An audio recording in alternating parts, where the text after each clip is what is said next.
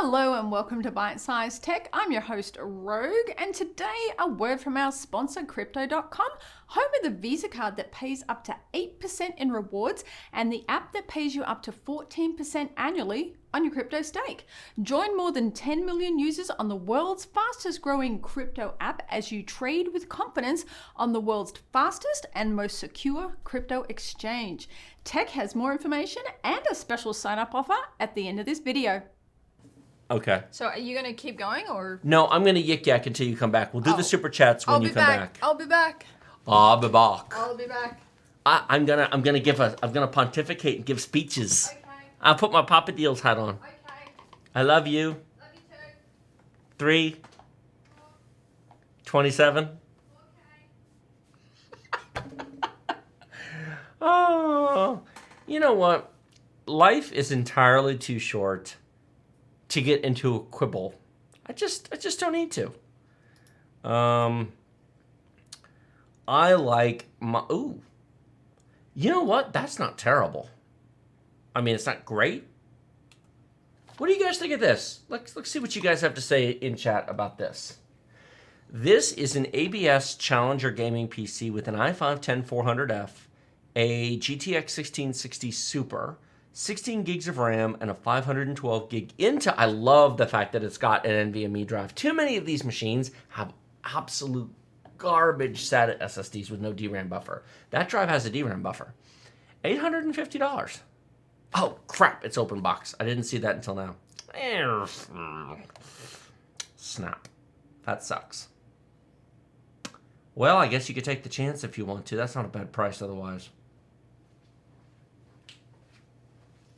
RGB cooler. What's wrong?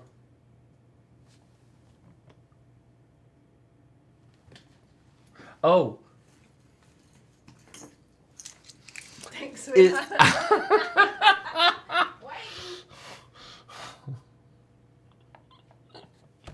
She needed the keys.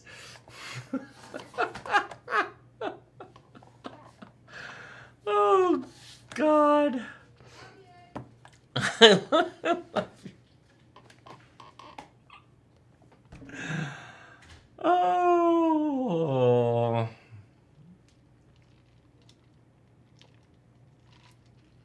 Oh my goodness. Oh my goodness. Anyway, so I mean, you know, $850 if you don't mind an open box is not terrible. She could have hotwired it. Does it have 4 RAM slots? Yes, it does.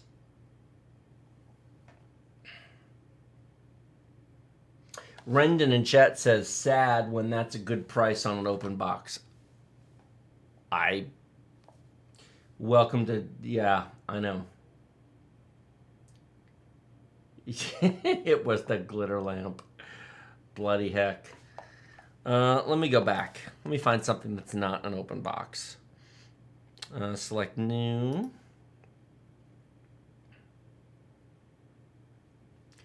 Sort by lowest price. Thanks, Jose. Ugh. Ryzen 5 3600, which I don't mind. It's a good CPU. GTX 1650. Blech. Now, 1660 non-super. Yuck. No. This is the lowest price new one that I'd consider. $1,200 for an i5-10400 and a 3060. Here's the only problem with that. I would spend the extra $200 and get the i7 personally. Do you guys see how this is a i5-10400F, a 3060, 16 gigs of RAM, and a 512 gig SSD? It does not say NVMe. That is probably the cheapest, DRAM-less, crappiest SSD in the history of the universe. For $200 more. Oh, that's a 10400. Crap. Oh, that's a 1660? Oh, that's not bad. A 1660 Ti, 1 terabyte NVMe, still a 10400. B560 Asus Prime motherboard, 650 watt, deep cool case, keyboard, mouse. Chat, what do you think? I'll come over here and actually look at chat. I can see you guys in chat. Everybody in chat thinks they're funny. i5 10600K or bust. Oh no, Josh, I'm sorry to hear that, man. I got ripped on a pre-built in June, bought at the height of the shortages. Well, if you've been mining since then, at least you've made some of it back. If you buy now, you missed out on 2 months of mining, so it kind of balances out. Is it time to upgrade AAA games, Battlefield 2042, i9 9900K and 1080 Ti? Good CPU, you need more RAM, and yeah, your video card. You're actually in an interesting situation. I would keep your RAM. I mean, I would keep your CPU, but I'd replace the video card and the RAM for 1440p.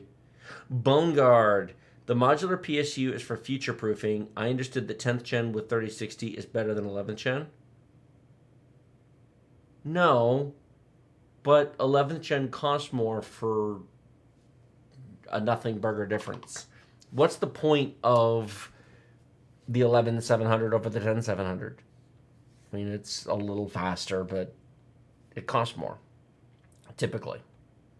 So it just doesn't make any sense.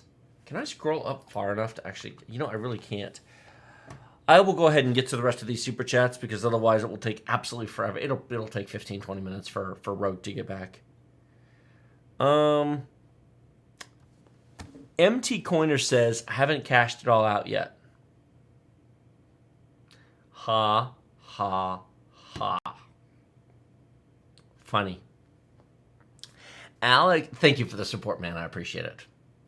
Alex says, currently have a Ryzen 9 5950X, nice CPU, with 128 gigs of RAM. I use as a home server. Do you think it's worth upgrading to a 39? Oh, interesting. I've got... Oh. Now that's an interesting question.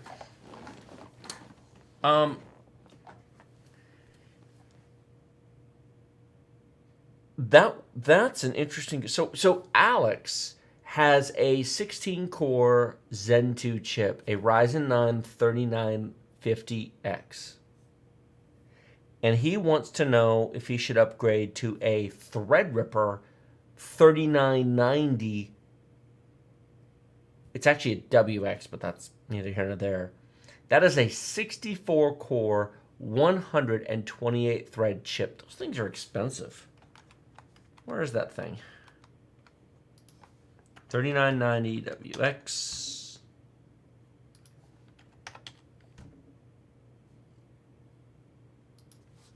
Well, apparently I don't know anything. See? I'm human. They took the WX off of it. Really? But it should have a WX on it because it's NUMA. Okay. The first and second gen Threadrippers had WX on the NUMA chips. AMD took it off. So the 3930X, I wouldn't buy one of these today, and certainly not for that price. I would hope they would be cheaper at this point. Yeah, that's a little bit cheaper. Here's the problem. This is such a specialized chip. This comes with some You know what? Somebody's going to tell me this doesn't have NUMA. I'm 95% sure. And if you don't know what NUMA is, NUMA stands for Ian's not still here, is he? If Ian was here, he could confirm it for sure. So NUMA stands for non-uniform memory access. Essentially, it comes about when you have so many cores, the memory controller can't access all of the memory. So like on a 3960X, 24 core 32 thread, 24 core 48 thread, or a 3970X, that's a 32 core 64 thread chip. Those have UMA, not NUMA, UMA. They have uniform memory access. All the cores have direct access to all of the system memory. On NUMA chips, usually, although I'm sure on some very high-end EPYC and Xenon systems, there may be a four-way setup. But on the ones I've personally worked with, I actually have a NUMA system sitting right over there. It is a Dell T7500 workstation system with dual Xenon processors in it, and it's a NUMA system where one CPU has direct access to half of the RAM, the other CPU has direct access to the other half, and to access all the memory, the cores have to cross on the bus between each other. It slows everything down. The 2990WX on second generation Threadripper, which was Zen Plus, which was 32 cores and 64 threads, was NUMA. That I know for sure because I had one. I benchmarked it. It's interesting. And the 24 core 2970 was a WX because that was NUMA. The 2950X 16 core Threadripper was not NUMA. Does it matter for Handbrake? Well, let me ask you a question. Do you have a reason to not use GPU encoding for video encoding? Because it is way faster, way simpler, and then your CPU doesn't really matter. In my own personal transcoding, and right now as we're live streaming, we are live streaming and recording at 30 megabits per second. These files become quite large. I mean, just to give you guys an example, I'll just give you an example. Last week's live stream, which was it the second? No, that's already been cut up. We streamed on the 2nd. Can I pull this up here? Let me see if I can pull this up here and show you guys. It's not secret. Long-term archive, network, NAS1, main storage vault, live streams to be clipped and timestamped. Okay. Let me just have a look at this and see if there's anything I care about. Let me right-click on it and see what the properties looks like first, because I don't really ever think about it, because I'm the only one who ever looks at this stuff.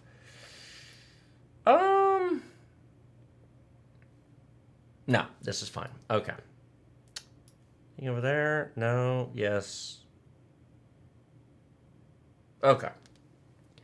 I don't want to share something I'm not used to sharing until I've looked at it and gone. Okay. So, this is where we keep the live streams that we record until they are compressed and saved in our long-term storage. This is our main archive vault on our Synology NAS. And this is our Rogue Tech show on September 2nd, 2021. It is 37.9 gigabytes in size, recorded at 30 megabits per second at 4K, 30 frames per second, with audio stuffed in there as well. Now, that's not that big of a file, but they add up. This folder, I mean, just the Rogue Tech show still sitting here alone are 250 gigs, which, again, not big a deal. It's a quarter of a terabyte, but they add up. Where's the entire live streaming to be clipped and compressed? 1.72 terabytes, which, again, is still not that much. But if we go over to the long-term archive, Rogue Tech show, raw live stream recordings, and let me pull up one of these just for schniggles and grins. Properties, details, All right. So these have been compressed down to 5 megabits per second. You'll see over here, actually just a little under 5. And this was long. Wow, how long was that? 5 hours and 42 minutes. That would be 6 times larger. So what's 11? I said 5, 6 times larger, because 6 times 5 is 30. So that file was originally nearly 70 gigs in size, and I compressed it down to 5. Why? Because I probably will never need that file again, but we put way too much work into doing this, and so deleting them would be like, I just, no. I'm not going to delete them. That would be dumb. So, close all of this. So I use Handbrake to transcode those. Yes, we have Adobe, but there's no need. Handbrake is really easy. It's very quick. You can do a batch thing of folders all at once. I used to do software encoding. But software encoding, you can tweak the settings to get really good quality. Compressing a 30 megabit per second 4K live stream down to 5 does involve some loss of quality. Although with a static headshot like this, the chair's not changing, the background's not changing, I'm not changing, the sparkly thing is the biggest changer. 5 is actually not that bad, especially with an off non-real-time compression where it can take its time and compress it and make it really well optimized. If I did a software H.265 2-pass quality encode, I might possibly be able to get these down to 2 or 3 megabits per second with virtually no loss of quality, but with a horrendous compression time. A 3990WX 64-core 128-thread processor on such a task would probably be nice, but it's possible Handbrake doesn't scale to 64 cores. I've never tried. I don't have a 64-core chip. The highest core count chip I have is 24, which is the 3960X. I don't need to save space that badly, especially for when I compress these using the NVENC encoder on the NVIDIA 3080 that is in my work machine. It compresses at well faster than real time. I think it does about 70 frames per second, which is more than double real time. So a 2-hour live stream would take less than 1 hour to compress. I could change the quality settings, I suppose. I don't ever really use these again, so I don't really care that much. I just kind of sort of can't bring myself to delete them. Now, your work may be more demanding. You might need better quality. Maybe you need 2-pass software encoding. Maybe you need to make the files really, whatever your use case is. But if your use case is that specific, maybe you need a higher-end CPU. I will tell you that even on my i9 10980XE 18-core 36-thread CPU, a software 2-pass encode is going to take probably 3 times as long as the hardware NVENC encoder on my 3080 will. You really, really have to care about the quality and the compression ratio for that to make any sense. But of course, you might also be doing 5-minute videos. I'm compressing 3-hour live streams that we do twice a week, plus all the RAWs. I don't compress the uploaded videos, but I compress the RAW. A lot of our RAW recordings are huge. Our camera upstairs, when we do the front-facing stuff, does 4K 60 frames per second at 150 megabits per second. If I record up there for 2 hours, that's ridiculous. So, yeah. That was a long answer.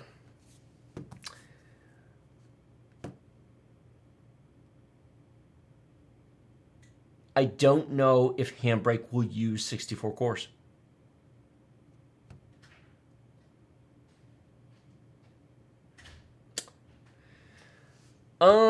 Crypto Keeper, thank you very much for the support. I really don't want to get political.